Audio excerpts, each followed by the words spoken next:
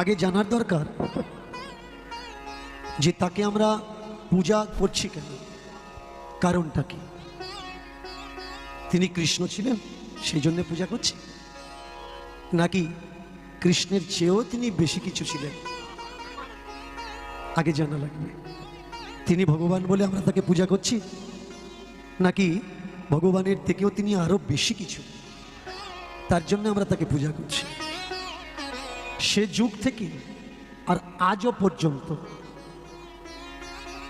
একটাই মানুষ যিনি প্রচুর পরিমাণে